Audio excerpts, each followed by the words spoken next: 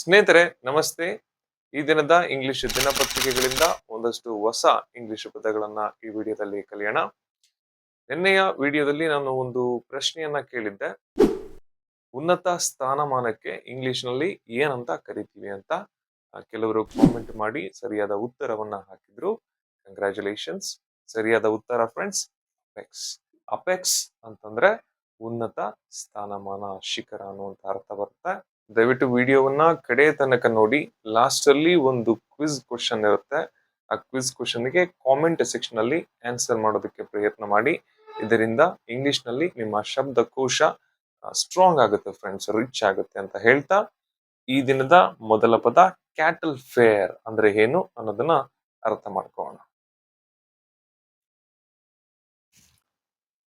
ಸ್ನೇಹಿತರೆ, ಈ ಹಳ್ಳಿಗಳ ಕಡೆ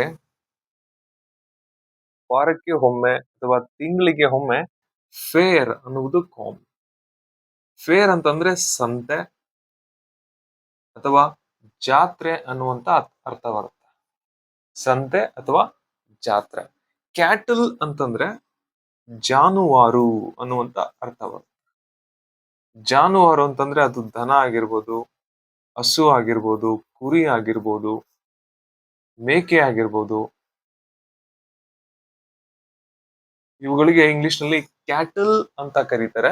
ಈ ಕ್ಯಾಟಲ್ ಜಾನುವಾರುಗಳನ್ನ ರೈತರು ಒಂದು ಕಡೆ ಸೇರಿ ಮಾರುವಂತಹ ಅಥವಾ ಕೊಳ್ಳುವಂತಹ ಸ್ಥಳ ಏನಿದೆ, ಸಂತೆ, ಇದಕ್ಕೆ ಫೇರ್ ಅಂತ ಕರಿತೀವಿ. ಫೇರ್ಗೆ ಎರಡು ಅರ್ಥ, ಒಂದು ಸಂತೆ ಅಥವಾ ಮಾರುಕಟ್ಟೆ, ಮತ್ತೊಂದು ಜಾತ್ರೆ. ಸೊ ಸ್ನೇಹಿತರೆ, ಜಾನುವಾರುಗಳನ್ನ ಮಾರುವಂತಹ ಸ್ಥಳಕ್ಕೆ ಕ್ಯಾಟಲ್ ಫೇರ್ ಅಂತ ಇಂಗ್ಲಿಷ್ ನಲ್ಲಿ ಕರೀತಾರೆ.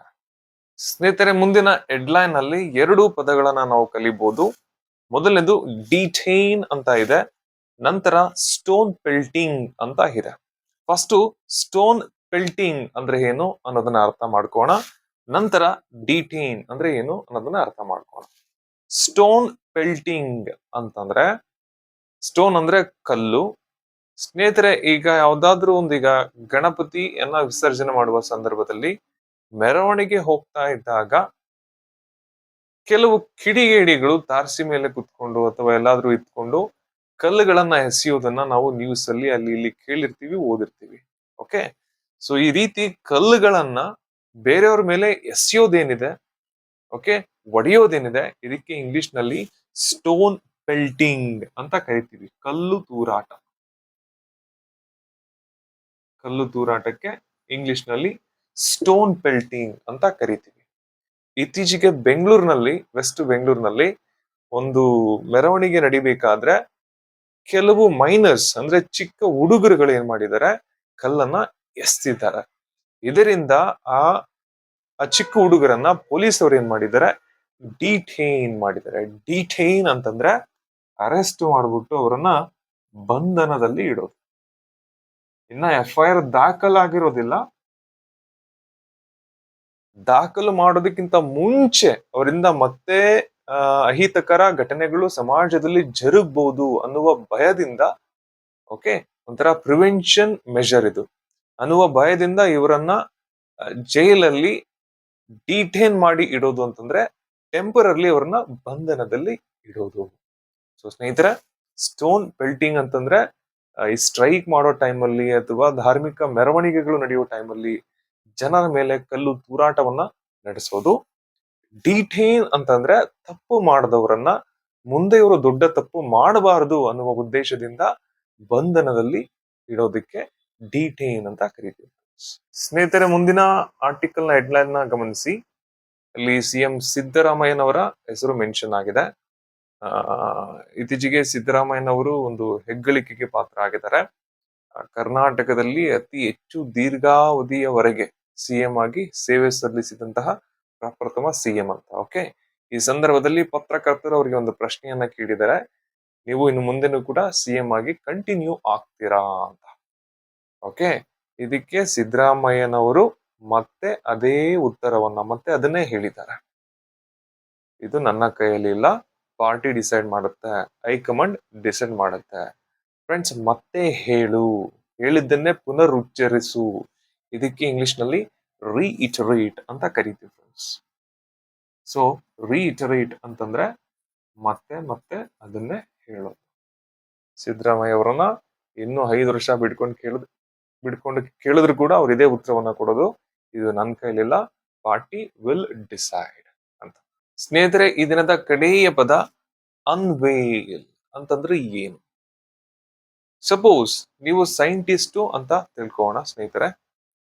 ನೀರಿನ ಮೂಲಕ, ವಾಟರ್ ಮೂಲಕ ಓಡುವಂತ ಒಂದು ಹೊಸ ಬೈಕ್ ಅನ್ನ ನೀವು ಕಂಡಿಡಿದ್ ಬಿಡ್ತೀರಾ, ಇನ್ವೆಂಟ್ ಮಾಡ್ತೀರಾ.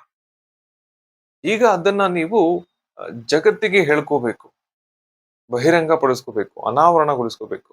ಸೊ ನಾಳೆ ದಿನ ಒಂದು ಪ್ರೆಸ್ ಮೀಟ್ ಇಡ್ತೀರಾ. ಆ ಪ್ರೆಸ್ ಮೀಟ್ಗೆ ಬಂದು ಇಡೀ ಜಗತ್ತಿಗೆ ನೀವು ಅನೌನ್ಸ್ ಮಾಡೋದೇನಿದೆ, ನಾನು ನೀರ್ ಮೂಲಕ ಓಡುವಂತ ಒಂದು ಹೊಸ ಬೈಕ್ ಅನ್ನ ಆವಿಷ್ಕಾರ ಮಾಡಿದ್ದೀನಿ ಅಂತ ಇಡೀ ಜಗತ್ತಿಗೆ ಇಂಟ್ರಡ್ಯೂಸ್ ಮಾಡೋದೇನಿದೆ ಆ ಬೈಕ್ ಅನ್ನ, ಫ್ರೆಂಡ್ಸ್, ಇದಕ್ಕೆ ಇಂಗ್ಲಿಷ್ ನಲ್ಲಿ ಅನ್ವೇಲ್ ಅಂತ ಕರಿತೀವಿ. ಕನ್ನಡದಲ್ಲಿ ಇದನ್ನ ಅನಾವರಣಗೊಳಿಸು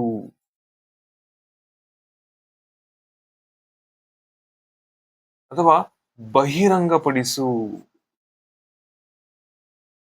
ಹೊಸದನ್ನ ಇಡೀ ಜಗತ್ತಿಗೆ ತೋರ್ಸೋದು, ನಾನು ಕಂಡಿಡ್ದಿದ್ದೀನಿ, ನಾನು ಒಂದು ಹೊಸದನ್ನ ಸ್ಟಾರ್ಟ್ ಮಾಡ್ತಾ ಇದ್ದೀನಿ ಅಂತ ಹೇಳೋದಕ್ಕೆ ಫ್ರೆಂಡ್ಸ್ ಇಂಗ್ಲಿಷ್ ನಲ್ಲಿ ಅನ್ವೇಲ್ ಅಂತ ಕರಿತೀವಿ.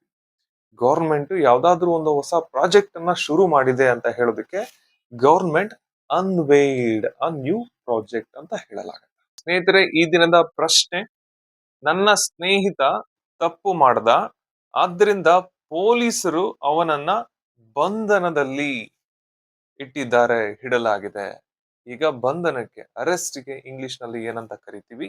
Unveil, reiterate, option C cattle fair, option D detain.